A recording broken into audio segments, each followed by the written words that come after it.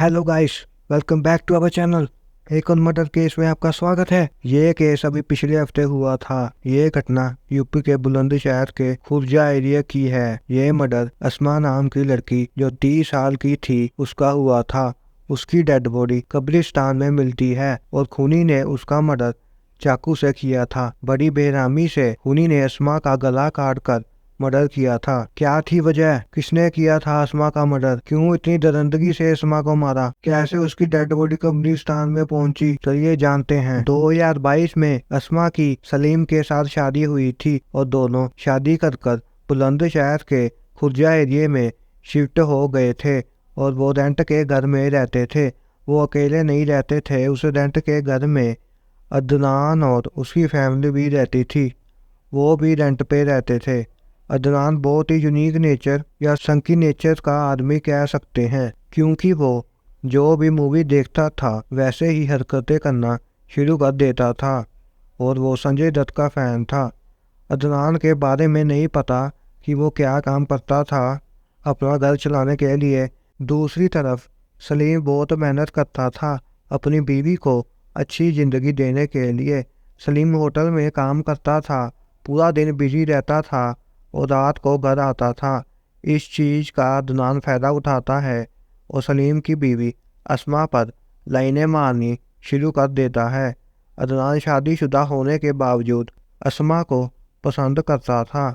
दूसरी तरफ अस्मा को भी अदनान अच्छा लगने लग गया था। सलीम इतनी मेहनत करता था उसके लिए, ये देखकर भी अस्मा अदनान को पसंद करने लग गई थी।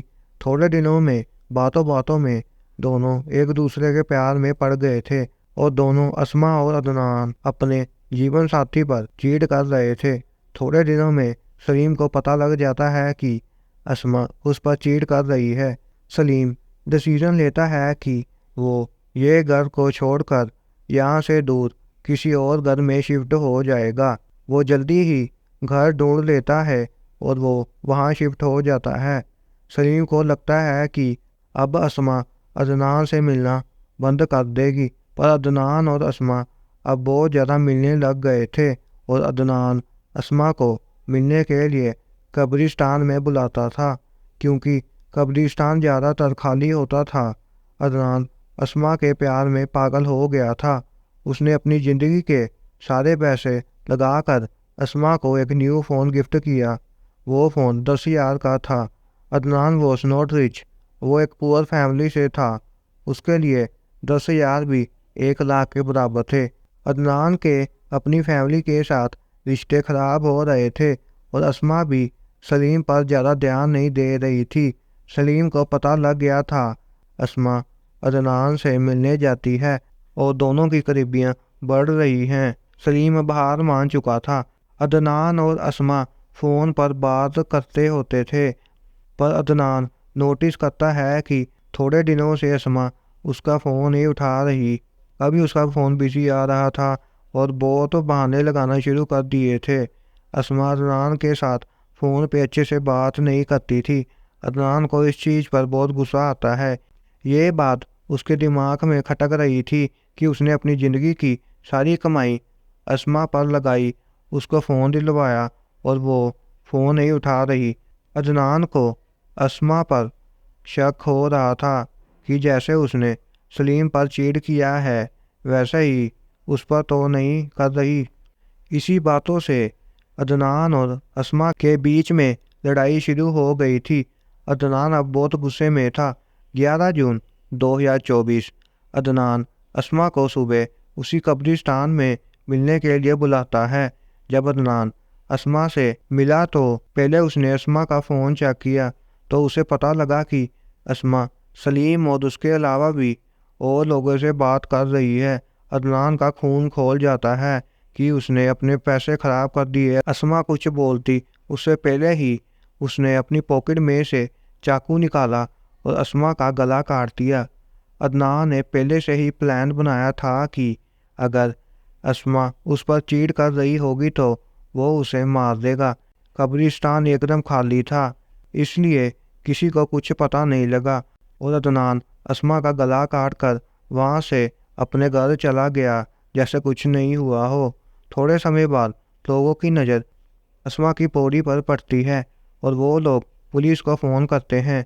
पुलिस को पता लग जाता है कि ये एक मर्डर है, क्योंकि इतनी बेरहमी से उसे मारा था, पर डेड बॉडी किसकी है वो रिकॉग्नाइज नहीं हो रही थी। सलीम जब शाम को काम से घर आता है तो अस्मा घर नहीं थी। वो थोड़ी देर वेट करता है कि अस्मा यहीं कहीं होगी और थोड़ी देर में वापस आ जाएगी, पर अस्मा का कुछ अता पता नहीं था। सलीम अस्मा को ढूंढने भी जाता है और उसका कुछ अता पता नहीं लगता। तो फिर सलीम पुलिस स्टेशन जाता है और पुलिस को बताता है कि उसकी वाइफ मिल नहीं रही।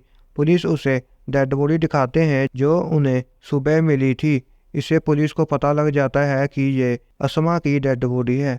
पुलिस सलीम से पूछती है कि उसे किसी पर शक तो नहीं है, तो सलीम अदनान का नाम लेता है।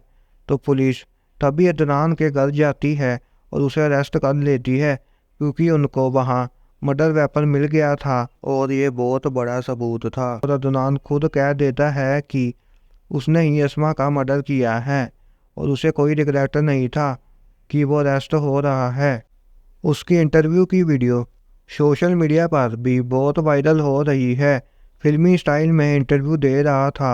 आखिर में वो पुलिस को भी धमकी देता है कि उसकी फैमिली पर कोई उंगली नहीं उठनी चाहिए। बल्लू बल्लू हाँ, क्यों हत्या की, क्या मामला था? क्यों हत्या करी? मोहब्बत में धोखा दे दिया अच्छा, और धोखे तो देने की सजा एक ही है, सिर्फ मौत।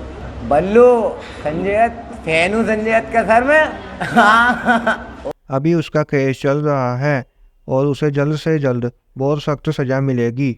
तो कैसे लगा मर्डर केस, कमेंट में बताएं। हमारे चैनल को सब्सक्राइब करें और वीडियो को लाइक करें। मिलते हैं नेक्स्ट मर्डर केस में।